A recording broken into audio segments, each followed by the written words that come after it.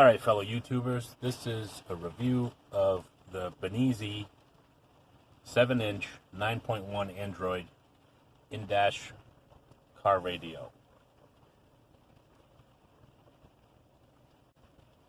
So basically I was looking online and I can't find any information regarding this thing, and I figured I would show people how this thing works.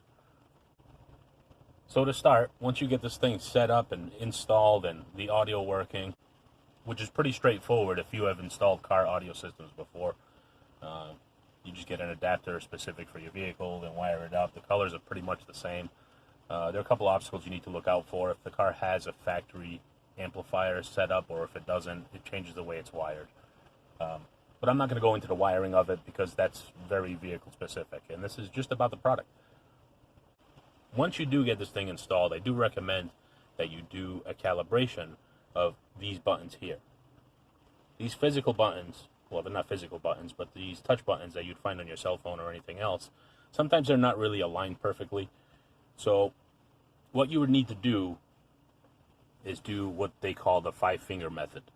It's kind of hard to do with a camera, but I'll do my two big ugly hands. So you touch the screen with 5 fingers, and what comes up is this strange little targeting menu. So you'll press 1, 2, 3, and 4. Learning success. Whether to enter touch button to learn. Okay, well, this is translated from Chinese to English. So, all right, let's go to okay. What this is going to do is this is going to allow the system to understand exactly where the buttons are in the physical world. So what you got to do is press start first, and then select power. So once you do that, you'll hit the power button. Start is still on, so you'll press home, press the home button. Back, press the back button. This is kind of weird. It's VOLAD, means volume add or volume plus. Press that. Volume decrease. Press that. So now you want to unclick start. So this is basically telling you exactly where the coordinates, for lack of a better term, those buttons are going to live. Make sure you press it in the spot where you would normally press. Press OK. So now that's complete. You can press back.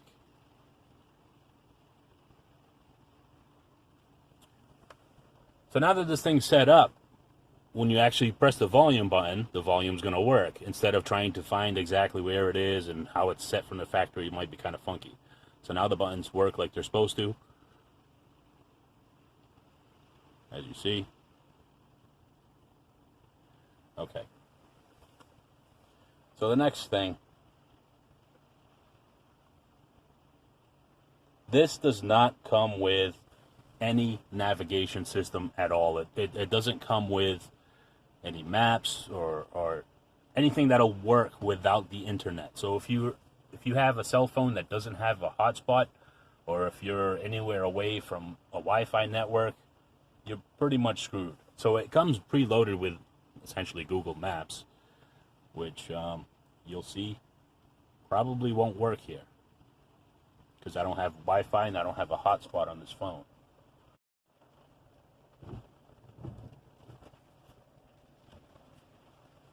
Sorry about that, my camera died. We'll have to continue from where we were.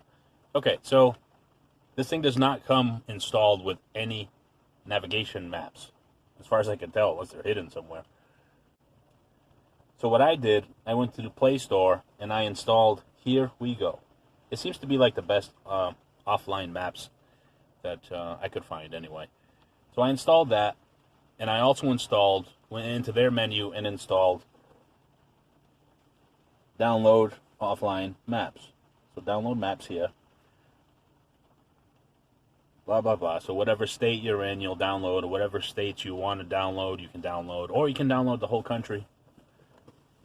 And it seems to work okay. So don't expect this thing to be able to navigate you out of like a GPS system right out of the box. It won't do it. So another plus about this thing is it'll do mirroring from your phone. So anything that you can see on your phone, you'll be able to see on the dashboard. So you can run Google Maps off your phone. You can run any other map navigation system off your phone, and it'll be fine. You can even download Android Auto to your phone and display it that way.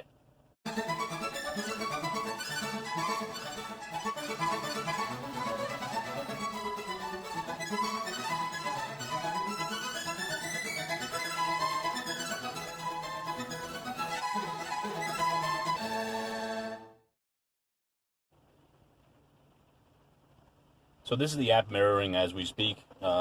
Obviously, it looks into infinity because it's a camera filming a screen, filming forever. So this is me zooming with the radio. So it's a two-way mirroring. So you can control whatever's on your phone through the screen and vice versa.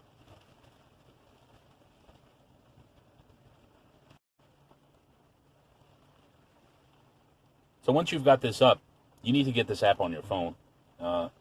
You can't find it on the Play Store for some reason, but this is what you'll do. You'll click Android Wi-Fi, because I'm on an Android,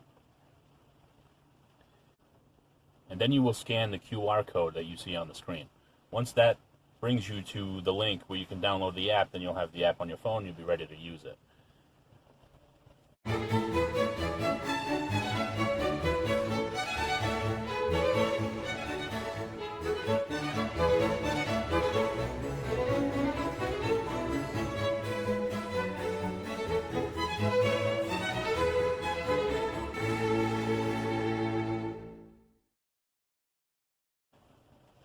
So if you want to receive files directly through their app onto the device, you can do it over Wi-Fi. So it's a little tricky. What you need to do first is you need to scroll down, bring down the window shade, turn on your Wi-Fi. So it'll search for hotspots. So once you see your Wi-Fi hotspot from your phone, you connect to it just like you would on a tablet or a cell phone. And that way now this phone is linked to the radio. So this works even if you don't have Wi-Fi service on your phone. If the phone has the feature to do the Wi-Fi hotspot, then it'll still connect. It just won't give you internet service. So once you're all connected like that, then you can move on to their, what they call the Phone Link app or the Tima app. And there we go. So what you'll do is you'll click File Receiver. You'll see I've downloaded a bunch of files about media players and a couple of videos to try it out. So you'll need to click this button here, Starting File Receiver. So then you'll have to turn on the app on your phone. So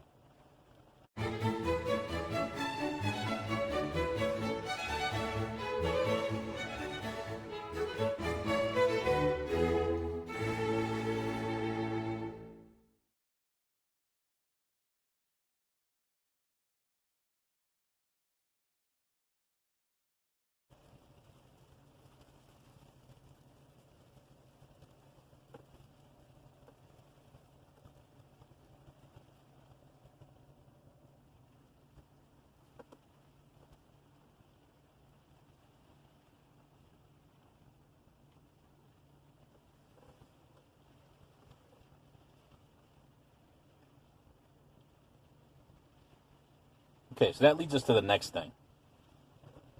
USB inputs.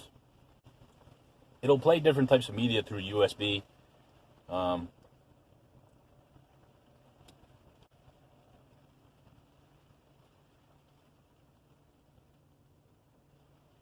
Not much of that media I can show you because YouTube will shut this channel down if even catches a hint of any copyrighted music. So you plug it in a USB. You don't see much happening. So what you have to do is you'll click Local Music.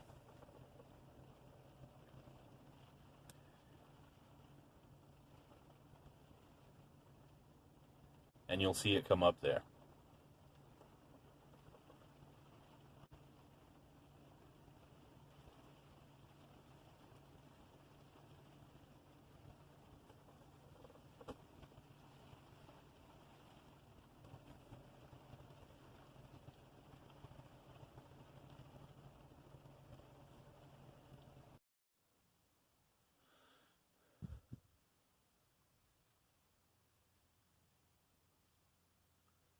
So I guess the sound is busted on this thing. It initially worked, it had stopped working before, and now sound is dead again. This is my third unit, full disclosure. The first two suffered different problems. This one is now doing this, and it just won't play anything, any media files. It won't play anything off the internet. It won't play YouTube. It won't play any sounds. Bluetooth doesn't work.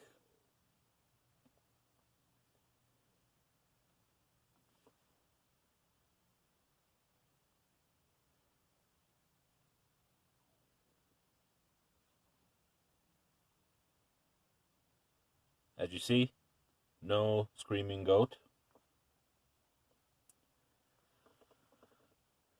So after tooling around a little bit, I had discovered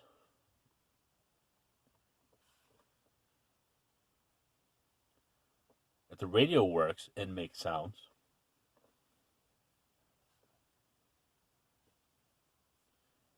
So when the radio is transmitting and making sound,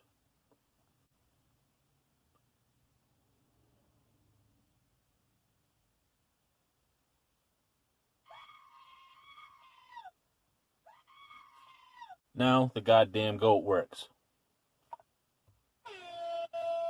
And so does the horn.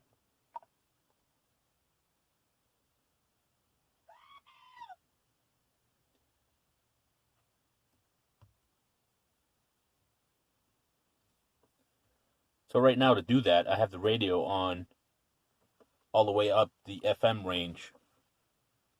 So you don't hear any music, you don't hear any radio stations. But if I scroll through, you'll hear that it's on.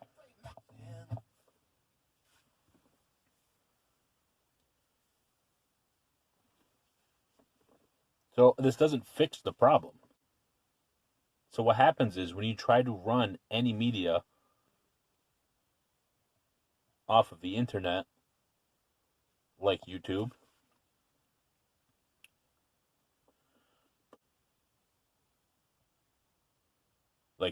as soon as you try to play a video, YouTube overrides the radio. The YouTube app overrides the radio and shuts off the radio app. So now that leaves us with no sound for any of the apps.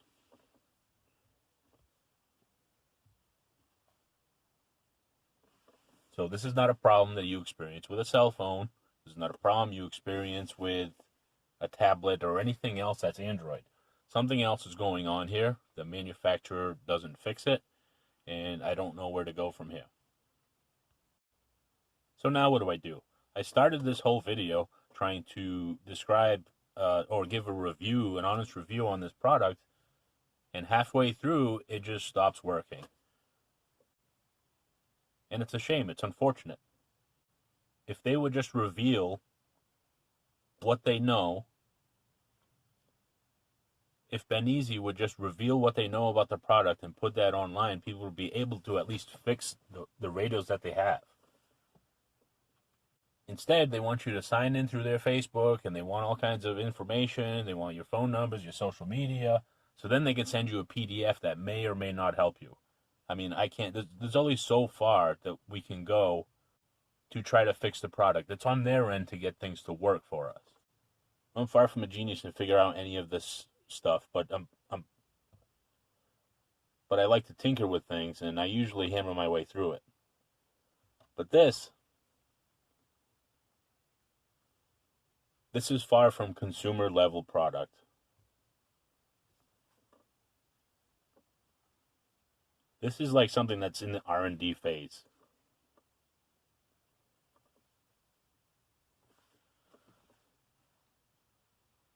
So I'm going to put out the codes that I know, and I know somebody who knows Android operating systems is probably going to watch this video. So I'm going to give you what I know.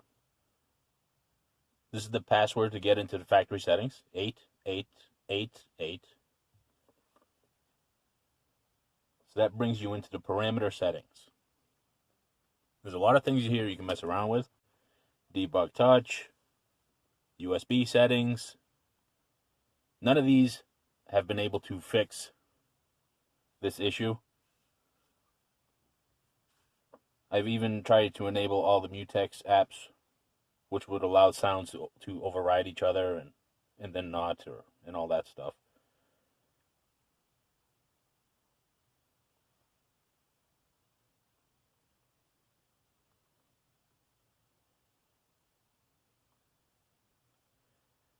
There is another locked menu in USB settings. Click Other and Engineer Mode. I've already got it unlocked, so it seems to stay that way, and it doesn't require a password. So now it says I'm in Engineer Mode or something to that effect.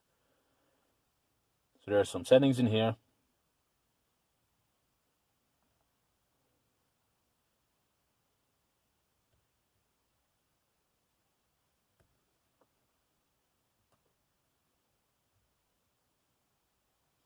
Maybe this is all fixable. But as it stands right now,